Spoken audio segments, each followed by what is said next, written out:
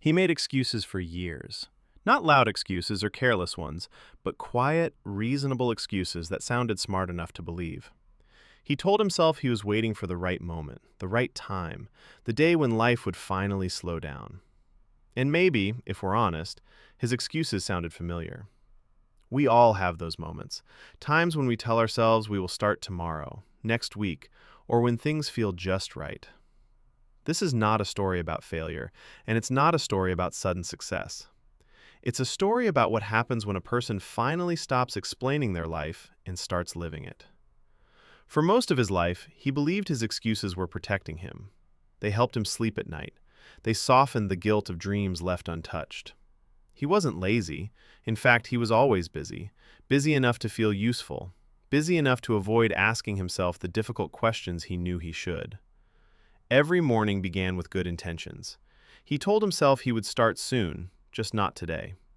And every night ended with forgiveness, convincing himself that tomorrow would be different. Yet, tomorrow rarely came. Instead, the same patterns repeated. He began to notice the small rituals he had built to protect himself. The long walks home that distracted him from thinking too much, the hours spent online scrolling, the endless lists of things to do someday. Each one seemed harmless, but together they had kept him from showing up for his own life. Days passed quietly, then months, then years. He watched time move forward while he stayed in the same place. People around him changed. Some succeeded, some failed and tried again. And every time he saw someone move ahead, he found a reason why their story wasn't his. They were lucky. They had help. They started earlier. His situation, he believed, was different. Those thoughts protected him from disappointment, but they also kept him trapped, silent, and waiting. He began to feel a subtle ache inside, a quiet frustration he could never name out loud. It wasn't anger or despair. It was more like the gentle pressure of water leaking through a crack in a wall, persistent, unseen, but impossible to ignore forever. One evening, nothing dramatic happened. No big loss, no argument, no moment that looked important from the outside. Only silence. He sat alone, surrounded by the life he had built and the life he had avoided. And in that quiet, a thought appeared, soft but heavy. What if the problem wasn't time, or luck, or circumstances?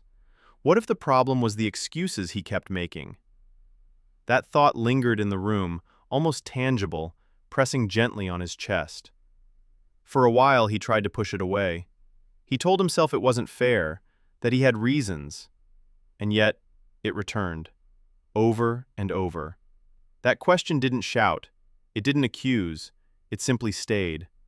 For the first time, he looked honestly at his excuses, not to judge them, but to understand them. He realized something painful and freeing at the same time. Every excuse he made sense, but none of them were changing his life. They explained his situation perfectly, yet moved him nowhere. He saw that every excuse brought relief, but also a hidden cost. A life half-lived, dreams untouched, potential untested. He thought of all the small decisions he had put off over the years, the books he never wrote, the mornings he never woke up early, the conversations he avoided, the friendships he hesitated to build, the risks he never took. Each one had felt like a minor delay, a harmless postponement. But together, they added up to a life spent waiting. He didn't wake up the next day transformed. He didn't feel motivated or confident. What he felt was uncomfortable, because comfort had been his hiding place for years. But he made a choice, a small, almost invisible choice. He decided to do one small thing without an excuse. Just one. Something so small it almost felt meaningless. No announcement, no promise to anyone else, just action. Maybe it was waking up a little earlier. Maybe it was starting a journal, writing a single line of a story, or making a phone call he had been avoiding. Whatever it was enough. The fear didn't disappear, but it weakened. He showed up again the next day, not perfectly and not bravely, but honestly. Days turned into weeks, weeks into months. Slowly, something changed inside him. He stopped seeing himself as someone who planned to change and started seeing himself as someone who showed up, even when it was inconvenient. With each small action, the quiet confidence grew like a candle lighting a dark room. He realized that courage wasn't always loud or dramatic. Sometimes courage was simply showing up, day after day, even when the world didn't notice. The excuses didn't vanish overnight. They still whispered when things felt hard. But now,